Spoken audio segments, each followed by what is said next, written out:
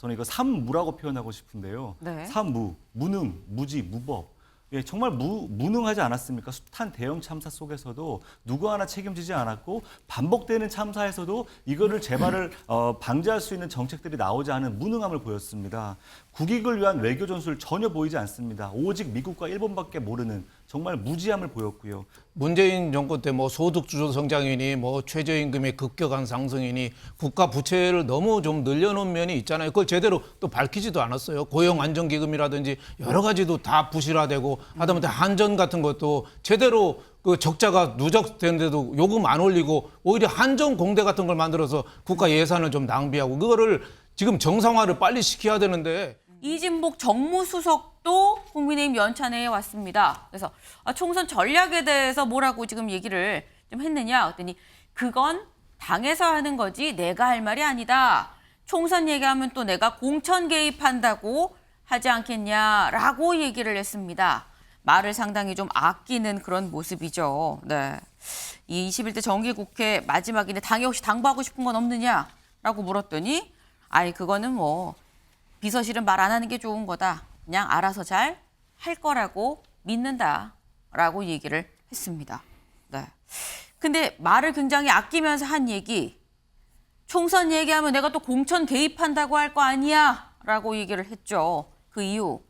앞서서 이런 일이 있었기 때문인데요. 그때 관련 목소리를 좀 들어보고 얘기 이어가 보겠습니다. 공천 문제라든지 내가 할 수 있는 일이 아니에요. 그거는 뭐 최고위원 혼자서 할 수 있는 일도 아니잖아요. 저 또한 태 의원이 직접 전화가 와서 본의 아니게 이렇게 돼서 죄송하다는 말씀도 하더라고요.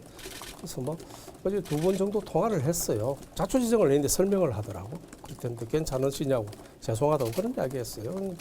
여러분. 네. 이진복 수석 앞서서 태영호 당시 최고위원과 공천 얘기를 했다라는 논란이 일었었죠. 그때의 지금 발언을 같이 보고 오셨는데 이번에도 또 내가 얘기하면 공천 개입한다고 얘기할 거 아니야 라고 말하면서 말을 아끼는 모습이었습니다.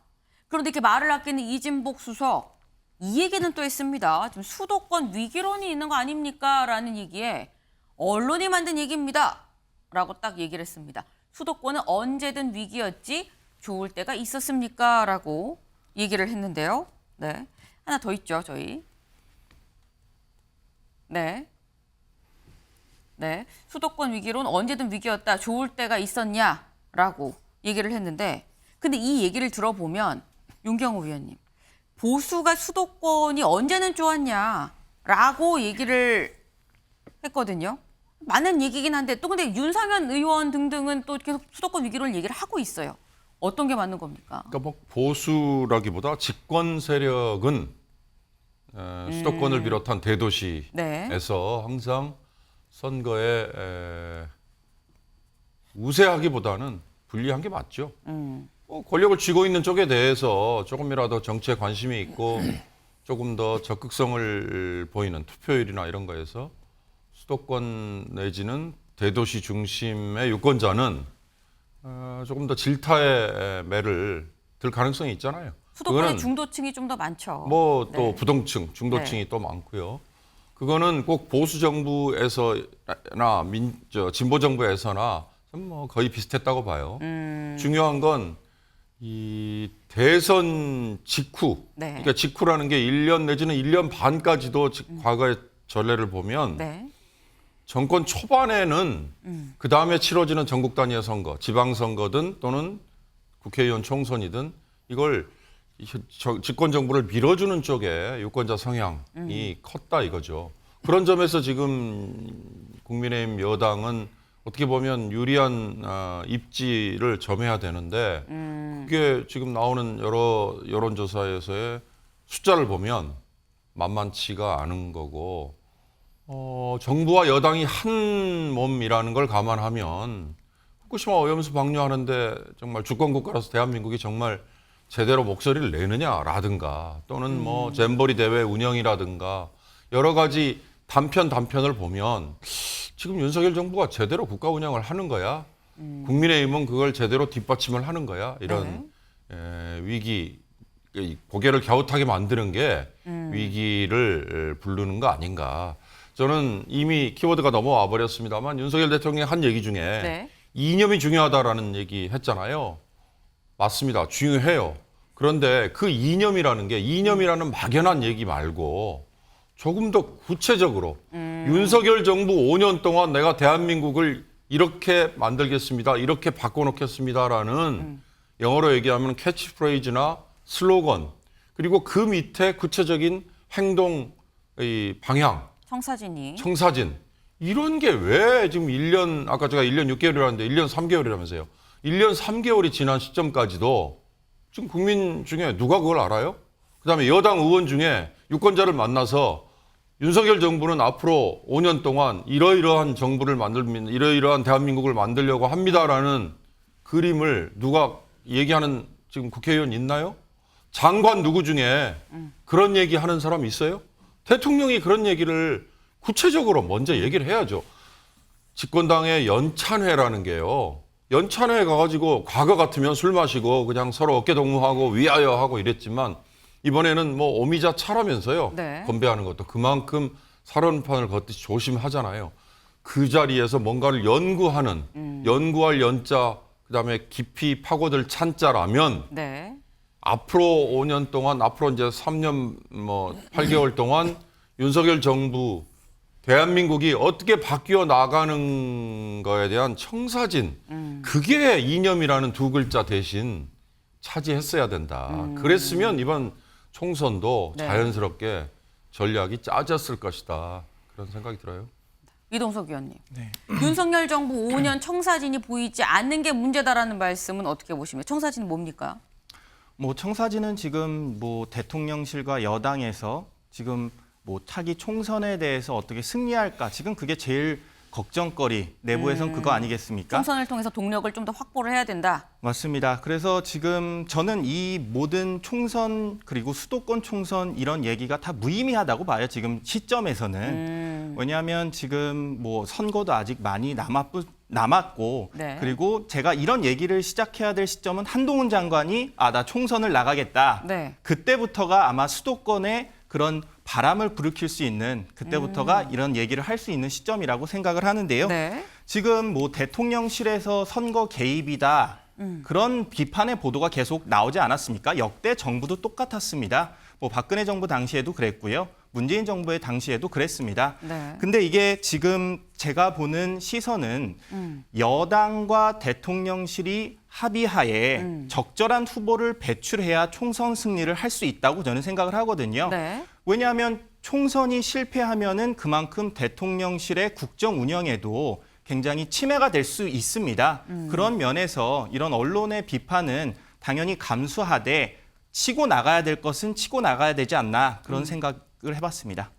지금 이제 수도권 뭐 총선 얘기를 할 때는 한동훈 법무부 장관이 출마합니다라고 얘기하는 시점이 그때부터 얘기할 시점이다라고 얘기를 했는데 저희 다음 기사를 좀 볼까요?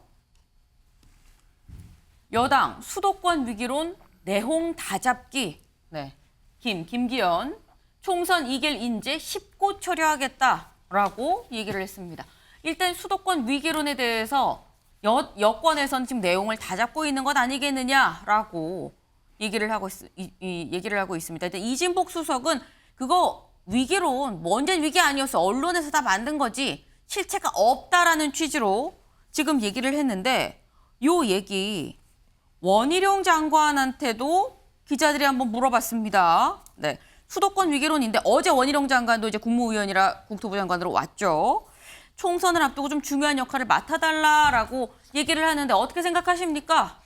얘기했더니 총선에 대해서 구도 짜는 건 당에서 할 부분입니다. 제가 언급할 부분이 아닙니다.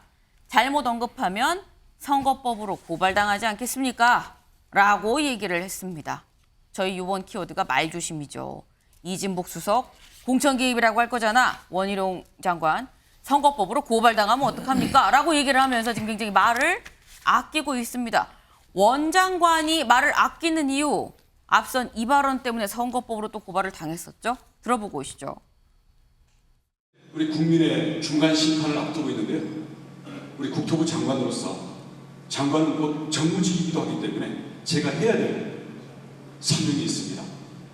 그리고 여당의 간판을 들고 국민들의 심판을 받아야 될 분들에 대해서 그 밑바탕 작업을 하는데 저도 정무적인 역할을 모든 힘을 다 바쳐서 제 시간을 쪼개서라도 여러분과 함께 최선을 다할 것을 약속을 드리겠습니다. 네. 저렇게 세게 얘기한다고? 라고 그 당시 얘기가 나왔었는데 야당에서 그래서 고발을 했습니다. 네. 근데 기자들이 어제 그래서 물어봤어요. 그럼 앞서서 저 얘기하신 거는 뭡니까? 승리 최선을 다하겠다고 얘기했잖아요. 그랬더니 같은 맥락입니다. 각 부처가 각자 맡고 있는 민생 현안에 성과를 내면 여당 지지도 상승에 도움이 된다는 결과론적인, 그러니까 원론적인 얘기입니다라는 취지로 지금 원장관 얘기를 했습니다. 네. 근데 이걸 보면 신정현 의원님, 네. 사실 거침없는 발언이 불과 며칠 전까지 있었는데 좀 태도가 변했습니다. 이유가 뭘까요? 아무튼 여기저기서 계속해서 이제 공격들이 들어오고 선거법 위반의 소지가 있는 발언 실제로 했죠.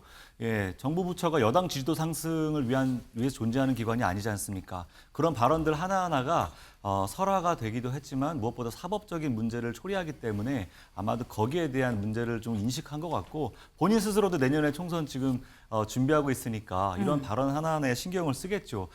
정말로 집권 세력의 많은 문제는 심각합니다. 앞서서 우리가 먼저 언급했던 나라 거덜난다 이런 말을 했던 표현도 추경호 경제부총리가 먼저 언급을 했어요. 그 연장선에서 어저께 이제 윤석열 대통령이 같은 말을 한 겁니다.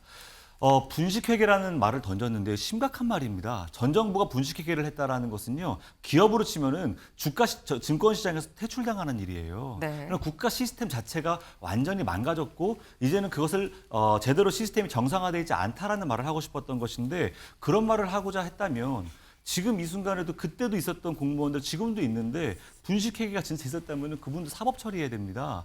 이런 심각한 문제, 국가 시스템 자체에 불신을 줄 수 있는 이야기를 윤 대통령께서 지금 공식 성사에서 해버린 거예요. 그럼 외신에서도 이런 걸 보면은 국가 시스템이 불안하다고 볼 수 있는 거 아니겠습니까? 이렇게 말 하나하나에 대한 실수들이 결국 우리 국가를 바라보는 신뢰도를 떨어뜨릴 수 있다는 걸 저는 진짜 말하고 싶고요. 진짜 위기는 수도권 위기의 시작은 결국 윤석열 정부에서 시작된 거 아닙니까? 저는 이거 삼무라고 표현하고 싶은데요. 네. 삼무, 무능, 무지, 무법. 예, 정말 무능하지 않았습니까? 숱한 대형 참사 속에서도 누구 하나 책임지지 않았고 반복되는 참사에서도 이거를 재발을 방지할 수 있는 정책들이 나오지 않은 무능함을 보였습니다. 국익을 위한 외교 전술 전혀 보이지 않습니다. 오직 미국과 일본밖에 모르는 정말 무지함을 보였고요. 무엇보다 숱한 압수수색에도 야권 인사들에게는 무언가 매듭짓는 수사가 아무것도 없고요. 김건희 여사가 스스로 인정했던 논문 위조, 허위 경력의 문제에 대해서는 그 흔한 압수수색도 하지 않아요. 무법합니다. 이 삼무로 인해서 결국은 윤석열 정부가 초래한 수도권 위기론, 이거를 스스로 지금 이진복 수석이 이제는 부인한 거죠. 언론이 만들어낸 말이다. 아닙니다. 국민들이 하고 있는 말입니다. 네. 지금 삼무 정권 아니냐라고 굉장히 세게 말씀을 하셨는데 윤영걸 대표님. 네. 삼무 정권이라는 얘기에 대해서 어떻게 보세요? 좀 과장된 거 아닌가, 좀 과격한 발언 아닌가 이렇게 생각이 돼요. 그냥 어려운 여건에서도 윤석열 정부 와서 그래도 정상화시키려고 노력을 했죠. 과거 문재인 정권 때 소득 주도 성장이니 최저임금의 급격한 상승이니 국가 부채를 너무 좀 늘려놓은 면이 있잖아요. 그걸 제대로 또 밝히지도 않았어요. 고용 안정기금이라든지 여러 가지도 다 부실화되고 하다못해 한전 같은 것도 제대로 그 적자가 누적되는데도 요금 안 올리고 오히려 한전 공대 같은 걸 만들어서 국가 예산을 좀 낭비하고 그거를 지금 정상화를 빨리 시켜야 되는데 윤 대통령이 지금 어려운 게 경제난을 겪고 있어요. 경제난이니까 이걸 오도 가도 못하는 그런 답답함에 이게 토로죠. 그래서 저는 그 대통령의 말엔 틀린 말은 아니다. 다만 좀 과격한 면은 좀 있죠. 그래서 조금 부드럽게 좀 했으면 좋겠다 이런 생각이 들고 네. 아까도 수도권 위기론 그거는 집권당은 원래 수도권 위기론이 있고 네. 또 지난 한 2번 정도로 총선을 여당이 보수가 패하다 보니까 수도권의 조직이 지금 망가졌어요. 그래서 그걸 빨리 좀 세워야 되는 그런 또 측면이 있고 또 경제난이라는 게 어차피 여당한테는 불리합니다. 지금 경제가 굉장히 어렵거든요. 네. 그리고 또 민주당이 지금 최대 악재가 이재명 사법 리스크잖아요. 이재명 사법 리스크인데 이재명 대표가 구속되거나 당대표에서 물러나면은 일거의 그 악재가 없어지는 겁니다. 민주당이 다시 황골탈퇴할 수 있는 기회가 되는 거예요. 그러니까 국민의힘으로서는 지금 안심할 때가 아니죠. 그래서 지금 수도권 위기로는 이진복 정무수석이 없다고 그랬는데 분명히 있다. 그거를 극복하는 방법은 딱 하나죠. 변화하고 쇄신하고 네. 다시 태어나는 거죠. 지금도 대통령실에 근무하는 비서 누구누구가 내려갈 자리는 이번에 당협위원장도 안 뽑고 기다리고 있어요. 공석으로 내놓고 있어요. 이거 국민들이 다 보고 있습니다. 그런 거 하면 안 돼요. 대통령실부터 정신 차려야 됩니다. 지금 굉장히 세게 말씀을 하셨습니다. 수도권 위기다라고 말씀을 하셨어요. 근데 아까 이동석 의원 얘기는 수도권 위기론을 얘기할 거는 한동훈 법무부 장관이 나오냐 안 나오냐 그때 가서부터 얘기를 해야 된다. 수도권 위기론만 나오면 같이 거론되는 사람이 바로 한동훈 법무부 장관입니다. 한 장관도 어제 연찬회에 왔습니다. 연찬회에 와서 기자들이 물었겠죠. 네. 기자들이 총선에 나오시는 겁니까? 이 얘기를 했더니 제 답은 늘 똑같습니다. 법무부 장관 역할에 충실하겠다는 그 얘기예요. 비슷하게 계속 얘기를 했습니다. 비슷하게 계속 얘기를 했다라면서 말을 줄였는데요. 이 비슷한 얘기, 과거 발언 저희가 준비했습니다. 들어보시죠. 제주에도 그런 얘기가 돕니까? 그래서 제가 뭘 하고 싶고 뭘 해야 된다?